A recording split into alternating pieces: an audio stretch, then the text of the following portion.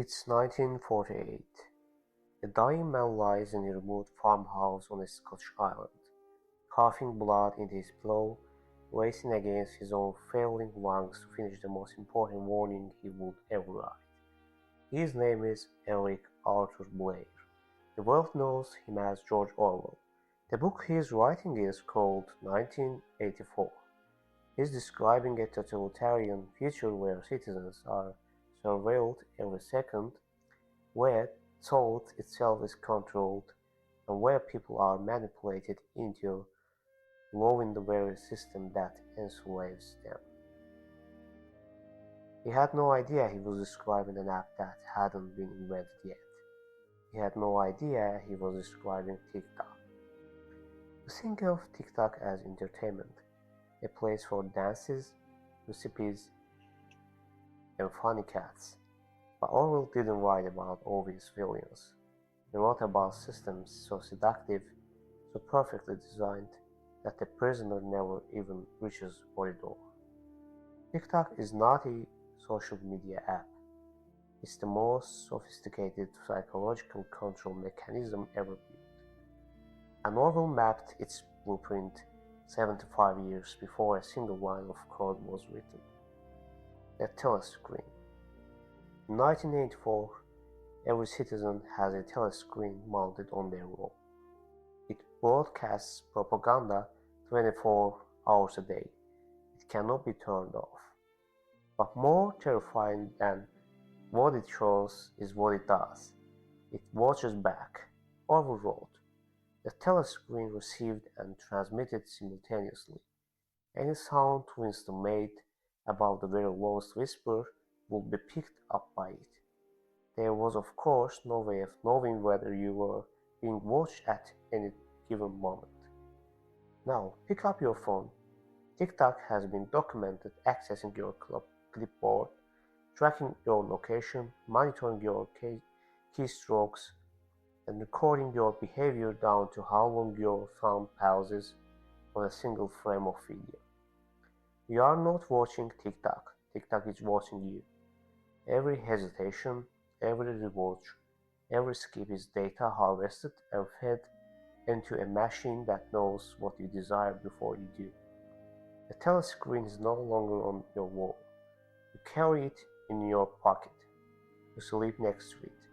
You check it before you check on the people you love.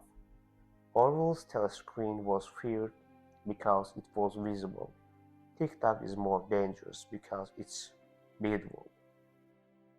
The algorithm as the party. In 1984, the party controls what citizens think by controlling what they see. They do not need to put a gun to your head. They simply remove every competing idea until their version of reality is the only one that exists. Orwell called this reality control. He wrote, "Who controls the past controls the future. Who controls the present controls the past." TikTok's algorithm controls your present.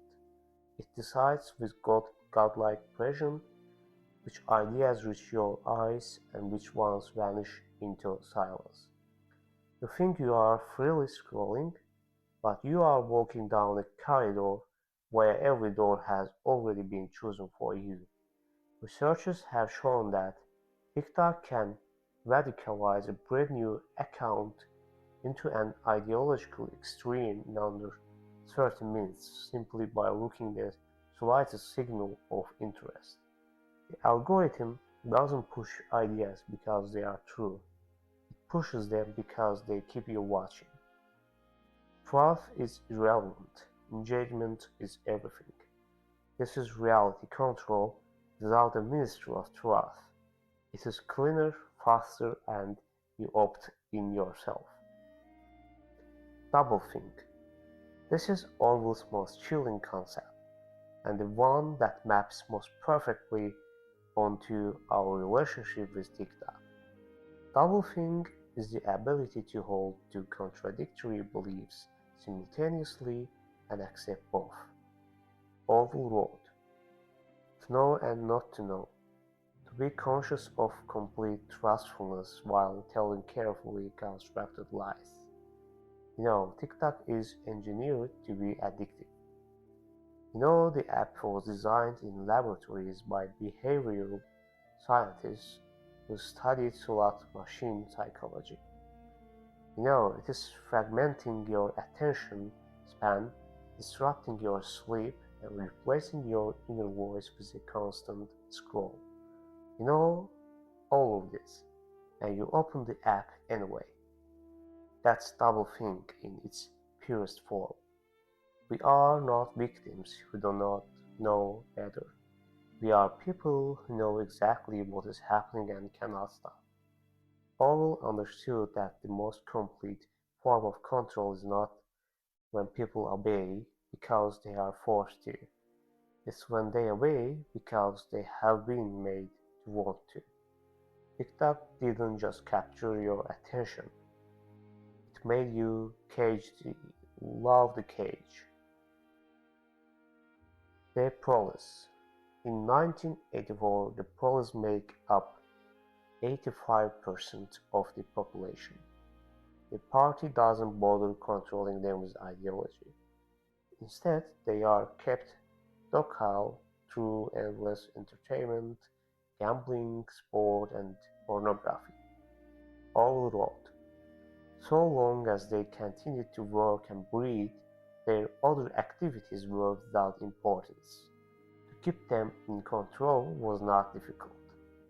TikTok's primary demographic is teenagers. Children are handed a device that delivers the most potent dopamine loop ever engineered directly into their developing brains. They are not being educated. They are not being organized. They are being entertained into passivity. A generation that could be the most connected, most informed, most politically potent in human history is instead perfecting a 3-second attention span. Orwell knew you didn't need to imprison the masses, you just needed to keep them adequately distracted. TikTok has industrialized distraction. ByteDance, TikTok's parent company, is not a villain.